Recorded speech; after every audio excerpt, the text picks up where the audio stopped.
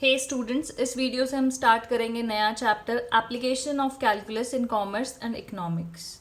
तो first exercise करने से पहले हम थोड़े से फॉर्मूले देखते हैं। तो फर्स्ट होता है कॉस्ट फंक्शन, जिसको सी एक्स से रिप्रेजेंट करते हैं। ये किसके इक्वल होता है? कॉस्ट फंक्शन मतलब cost is equal to fixed value, यानी कि कुछ फिक्स वैल्यू होती है। क्वेश्चन कर करके ना आपको सब समझ में आ जाएगा, ठीक है, लेकिन ये आपको फॉर्मूले यू हैव टू लर्न। तो fixed value plus variable value जो वेरी करती रहती है अमाउंट ऑफ क्वांटिटी प्रोड्यूस के साथ, ठीक है। डिमांड फंक्शन को रिप्रेजेंट करते हैं स्मॉल पी से, स्मॉल पी या फिर जी से भी कर सकते हैं। तो डिमांड फंक्शन ये होता है आपका। रेवेन्यू फंक्शन क्या होगा? टोटल रेवेन्यू कितना जनरेट हो रहा है, जितनी क्वांटिटी प्रोड्यूस हो रही है into selling price per unit. जो भी एक क्वांटिटी की सेलिंग प्राइस है पर यूनिट लिखा है ना, उसको मल्टीप्लाई करना है आपको क्वांटिटी प्रोड्यूस के साथ। प्रॉफिट क्या होगा? जो भी आपका रेवेन्यू प्रोड्यूस हुआ है माइनस कॉस्ट, यानी कि R x minus C x. तो ये मैं आपको इसलिए बता रही हूँ, बहुत जनरल सी टर्म्स है, ये सबको पता ही होता है, लेकिन इसलिए लिख रही हूँ क्योंकि ये आपको बिल्कुल ऐसे याद करना है।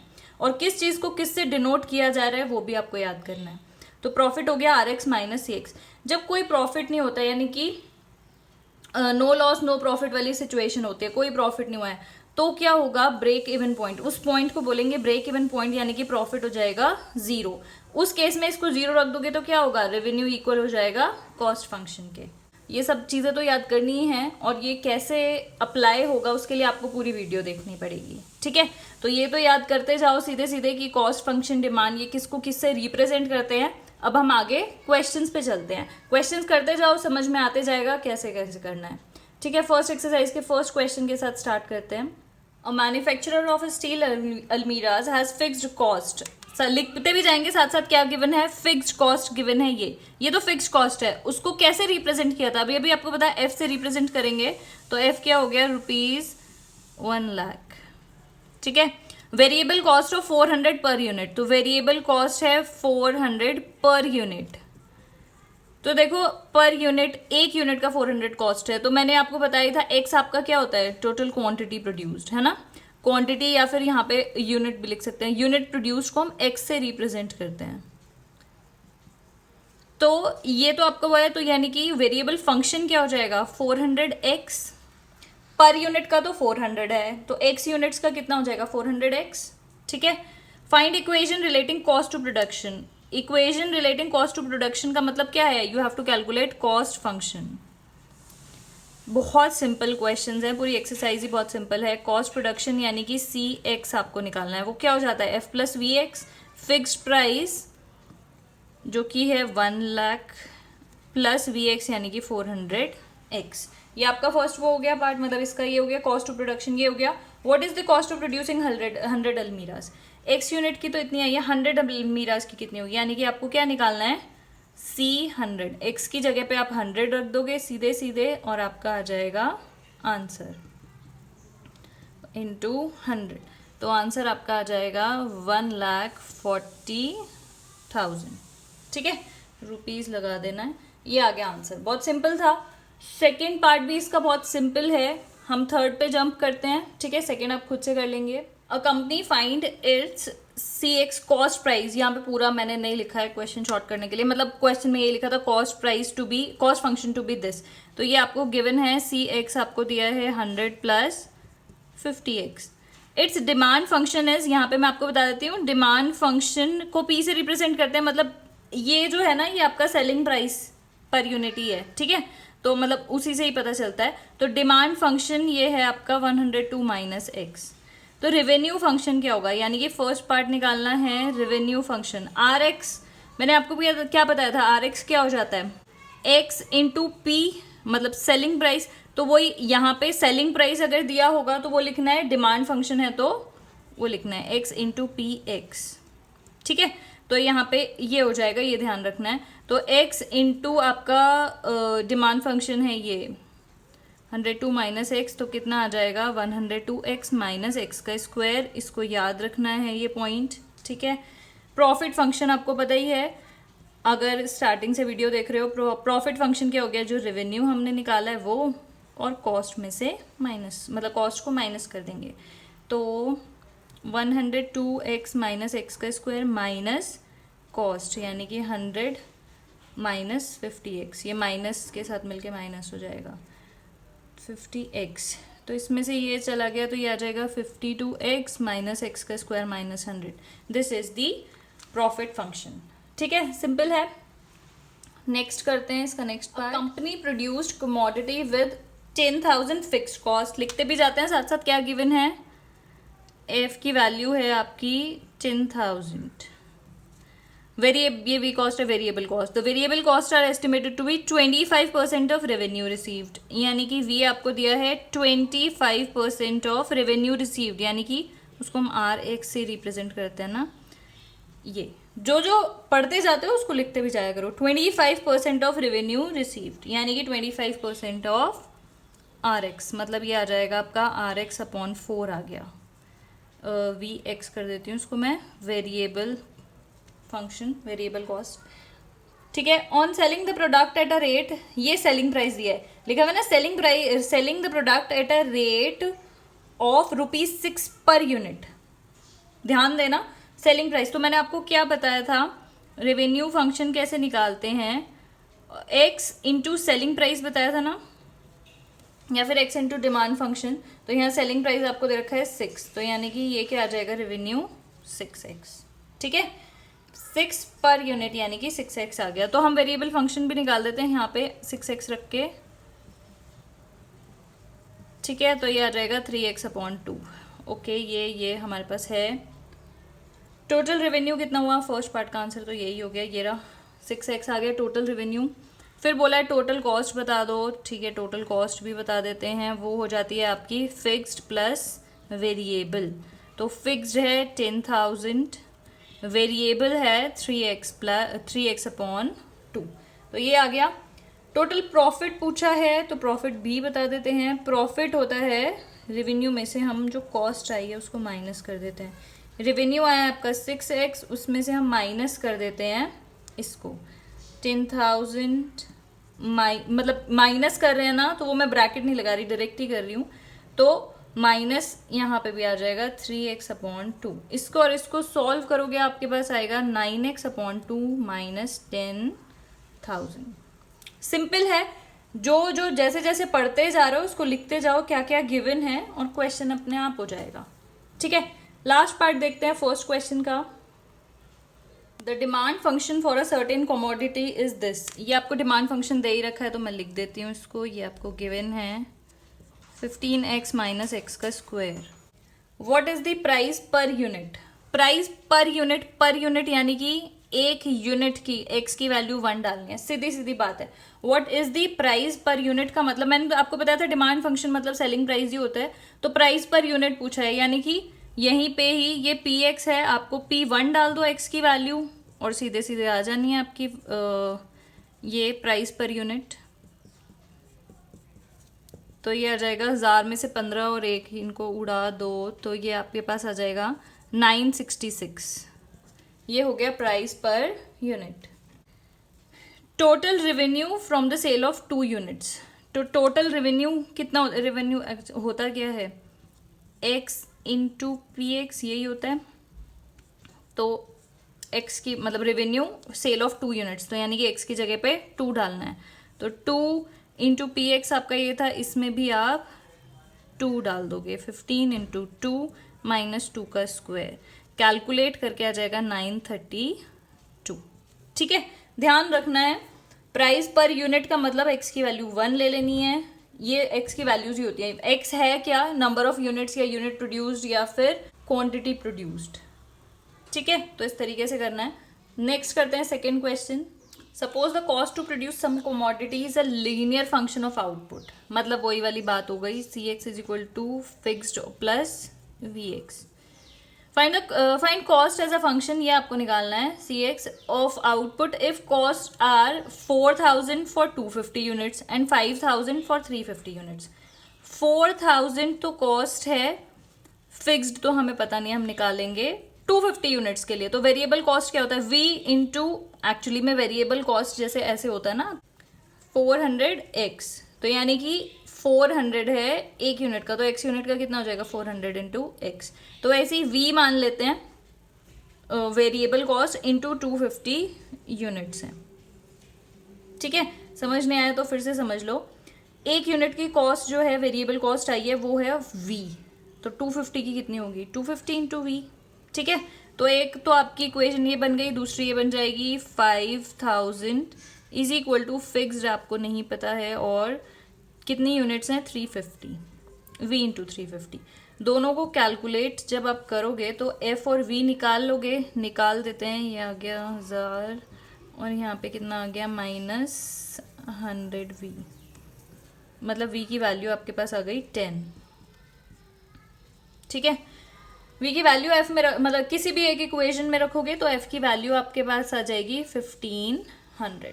तो अब बस अब यही हो गया, यानी कि कॉस्ट फंक्शन, जो कॉस्ट फंक्शन पूछा है उसने, कॉस्ट एज अ फंक्शन, वो क्या होगा, फिक्स्ड कितना है 1500 फिक्स्ड है, प्लस वेरिएबल कितना है 10 इंटू एक्स, ये आ जाएगा आंसर। ठीक है, सिंपल है। नेक्स्ट करते हैं third question. A manufacturer can sell x items of commodity at price इतना ईच लिखा है, यानी कि आप रेवेन्यू निकाल सकते हो इसमें कितना, फाइंड आर एक्स पूछा है, तो आर एक्स क्या होता है, एक्स इंटू सेलिंग प्राइस है ना, सेलिंग प्राइस पर यूनिट। तो एक्स तो आइटम सेल कर रहा है वो, इंटू क्या हो जाएगा, ये लिखा हुआ है ना, can sell x items at a price of the each, एक का है तो यही होता है। एसपीपी क्या होता है, selling price of each unit है ना, तो इंटू दिस ये आ गया, तो ये आ गया, यही पूछा था आपसे सबसे पहले, 330x माइनस एक्स का स्क्वायर, रेवेन्यू फंक्शन आ गया ये। If cost of producing x item is this, cost of producing x item is this, यानी कि ये क्या दे रखा है आपको, कॉस्ट फंक्शन, और आपसे क्या पूछा गया है, प्रॉफिट फंक्शन। तो डायरेक्ट फॉर्मूला है हमारे पास, प्रॉफिट क्या होगा, जो रेवेन्यू प्रोड्यूस हुआ है उसमें से माइनस कर दो जो कॉस्ट आई थी टोटल, तो 330x माइनस एक्स का स्क्वायर माइनस, इसको माइनस कर देते हैं x square plus 10x plus 12, तो 330x माइनस एक्स का स्क्वायर माइनस एक्स का स्क्वायर माइनस 10x माइनस 12, अच्छा ये कटेगा नहीं, सॉरी, तो 330 में से 10 गया, 320x माइनस 2x का square minus 12, this is the profit function. ठीक है, सिंपल क्वेश्चन था। नेक्स्ट देखते हैं फोर्थ का फर्स्ट पार्ट, ना simple question, fixed cost and variable cost of x unit, manufactured company ये दे रखी है आपको, फिक्स्ड एफ से रिप्रेजेंट कर देते हैं, 4 लाख है, 4 lakhs, एंड वेरिएबल कॉस्ट है 80x रेस्पेक्टिवली।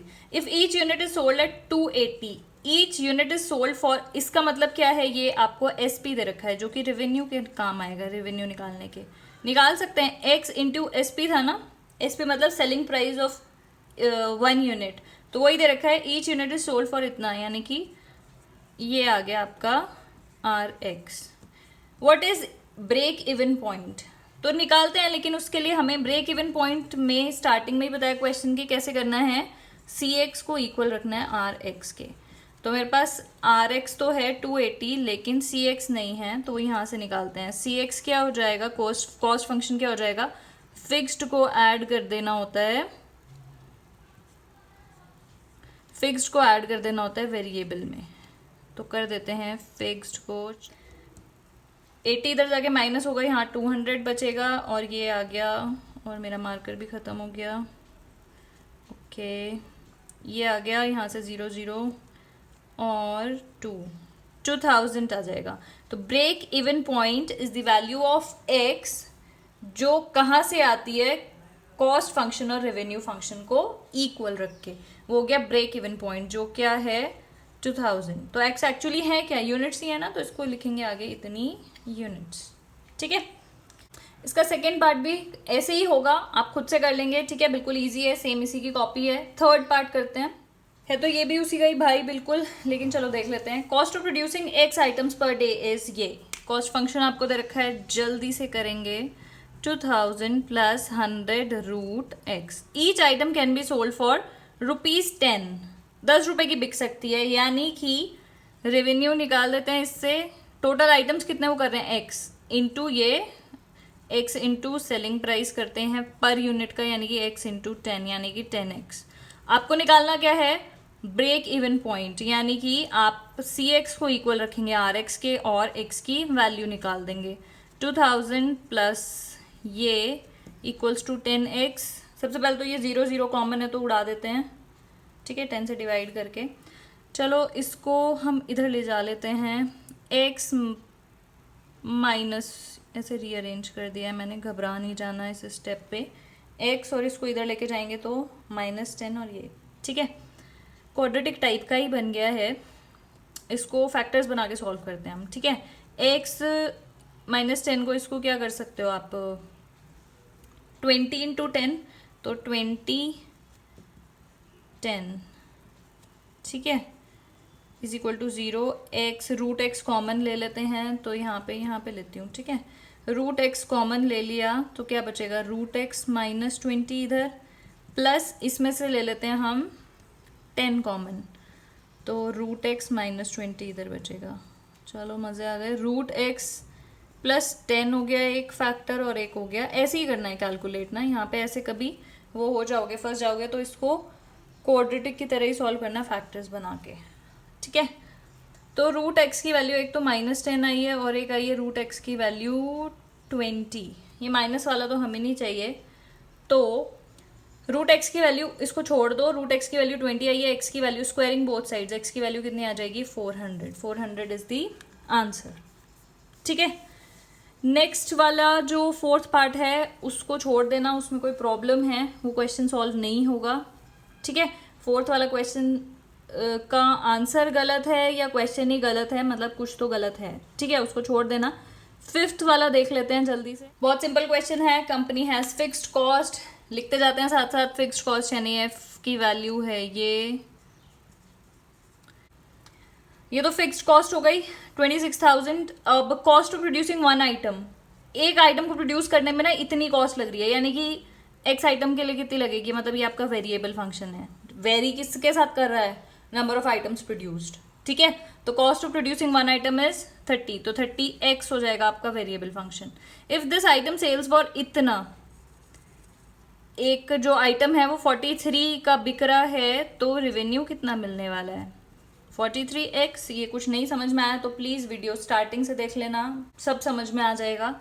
ओके, इससे हमारा cx निकल सकता है, जो कि क्या होगा, फिक्स्ड प्लस वेरिएबल।